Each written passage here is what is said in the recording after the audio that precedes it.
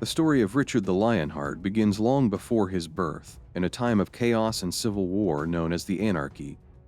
This brutal conflict erupted after the death of King Henry I of England, who left no male heir. His daughter Empress Matilda was supposed to inherit the throne, but her cousin Stephen of Blois seized power instead. What followed was nearly 2 decades of bitter warfare, as both sides fought for control over England. By 1153, the conflict reached a breaking point. A deal was struck. Stephen would remain king, but upon his death, Matilda's son Henry Plantagenet would take the throne. The following year, Stephen died, and young Henry, already a powerful ruler in France, became King Henry II of England. Henry II wasn't just the King of England. He ruled over a vast domain stretching from the Scottish border to the Pyrenees in Spain. This was the Angevin Empire, a massive territory that included England, Normandy, Anjou, Maine, Touraine, Brittany, and Aquitaine. It was one of the most powerful realms in Europe, and Henry was determined to bring order and reform to his lands. However, his rule was far from smooth. He clashed with powerful figures, most famously Thomas Becket, and faced rebellions from his own sons. One of those sons was Richard, later known as Richard the Lionheart, a warrior king who would go down in history as one of the most legendary figures of the medieval world. Richard was born on September 8, 1157, at Beaumont Palace in Oxford, England, as the third legitimate son of King Henry II and Eleanor of Aquitaine. His birth came at a time when his father was at the height of his power, ruling over the vast Angevin Empire. Unlike many English kings before him, Richard was more French than English. He was raised primarily in Aquitaine, his mother's powerful duchy in southwestern France. Eleanor of Aquitaine was no ordinary queen. Before marrying Henry, she had been Queen of France as the wife of King Louis VII, but their marriage ended in divorce.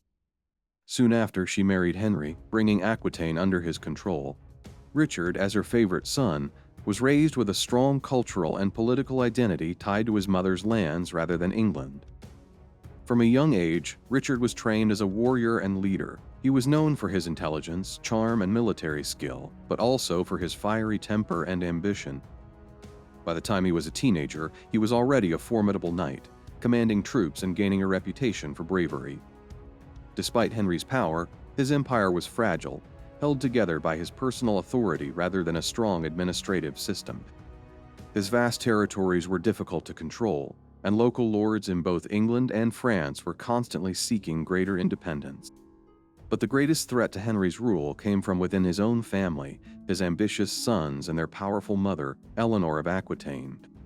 Henry had a clear strategy. He wanted to divide his empire among his sons to ensure a smooth succession. His eldest, surviving son, Henry the Young King, was crowned as his co-ruler in 1170, but he was given no real power, leading to resentment. Richard was designated to inherit Aquitaine, while his younger brother Geoffrey was promised Brittany, and his youngest son John was left without a clear inheritance. This division created tensions within the family. The young king felt sidelined. Richard had to assert control over the fiercely independent nobles of Aquitaine. At the same time, Eleanor became increasingly estranged from Henry, who ruled his lands with an iron grip and refused to grant his sons real autonomy. By the early 1170s, discontent was growing. Henry's sons began seeking support from his enemies, particularly the King of France Louis VII, who had every reason to undermine the Angevin Empire. Eleanor, frustrated with Henry's control over Aquitaine, sided with her sons against their father. This growing tension would soon erupt into one of the most dangerous rebellions of Henry's reign, the Great Revolt. The breaking point came in March 1173, when Henry the Young King fled to the court of King Louis VII in Paris, openly declaring rebellion against his father. Richard and Geoffrey soon followed, raising their banners in defiance. Their demand was simple: real power over their own territories. But for Henry II, this was treason. His own sons had become his enemies, and they were not alone. As news of the rebellion spread, support poured in.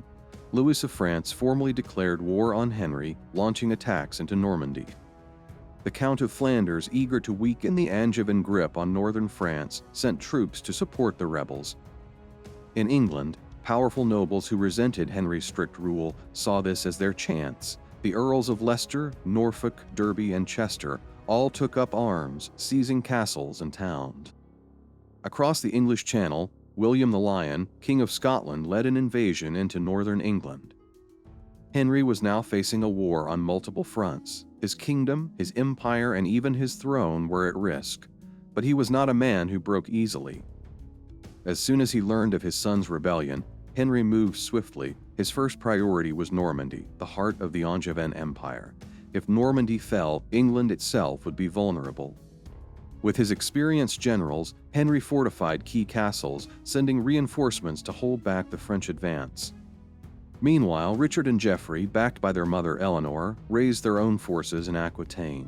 Eleanor hoped to restore Aquitaine's independence using Richard as her champion.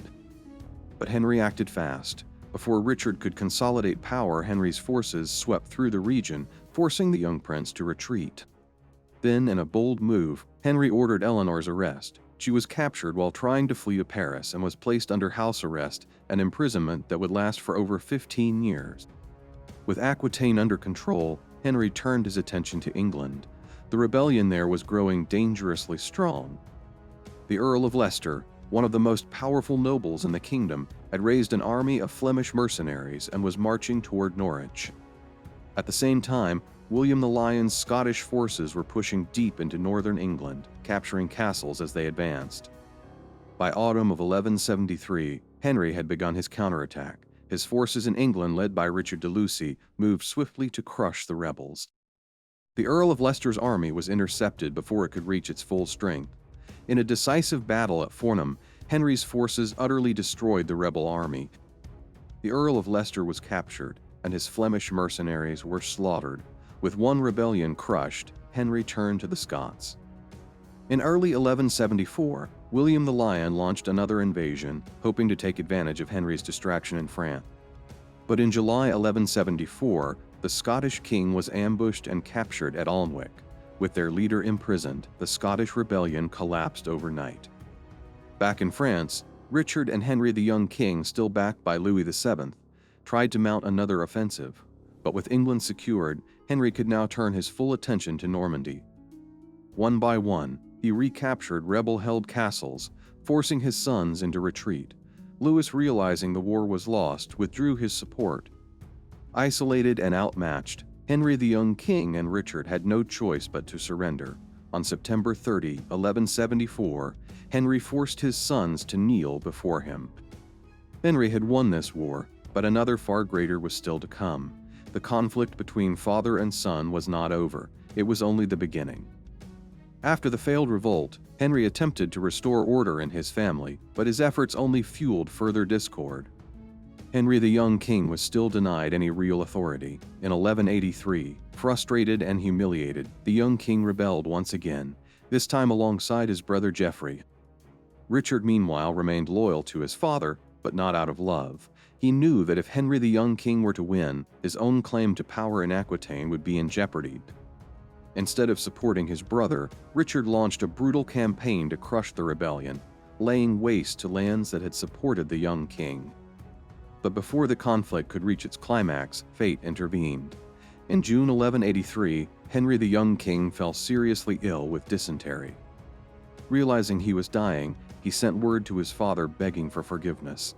Henry rushed to his son's side, but by the time he arrived, it was too late. The young king was dead. Young king death created a new succession crisis. With his eldest son gone, now Henry had to decide primary heir, Richard or his youngest son, John. But instead of securing Richard as the next king, Henry hesitated. His favoritism toward John would only push Richard further away. As Henry's sons continued their infighting, a new and dangerous player emerged on the European stage, Philip II of France. Unlike his father, Louis VII, Philip was young, ambitious, and determined to break the power of the Angevin Empire. He quickly saw an opportunity to exploit the divisions within Henry's family. Philip offered John his full support, knowing it would enrage Richard. At the same time, he encouraged Richard to rebel against his father, promising to recognize him as the rightful heir. The balance of power was shifting, and soon Henry II would find himself betrayed by the very son who had once been his most loyal warrior. By 1188, the situation had reached a boiling point. Philip began attacking Henry's lands in France, and Richard, instead of defending his father, allied with Philip. Philip and Richard launched a devastating campaign across Henry's territories. Henry, now an aging and sickly king, struggled to fight back. His empire, once so powerful, was now crumbling around him. By July 1189, Henry was forced to negotiate with Philip and Richard. At the peace talks, Philip demanded that Henry officially recognize Richard as his heir. Henry, humiliated and broken, had no choice but to agree, but the final betrayal was yet to come. As Henry lay ill in his castle, he received a list of those who had joined Richard's rebellion. At the top of the list was a name he had never expected: John, his favorite son. On July 6, 1189, Henry II died, abandoned and defeated. His body was carried to the Abbey of Fontevraud.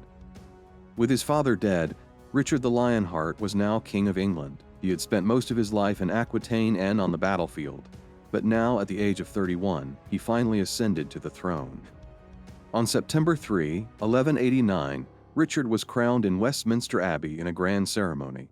But despite the magnificence of the occasion, Richard had little interest in ruling England itself. His heart and ambitions lay elsewhere. Even as he took the throne, his mind was already set on a far greater prize: the Holy Land. The Third Crusade was calling, and Richard the Lionheart would soon embark on a journey that would define his legacy.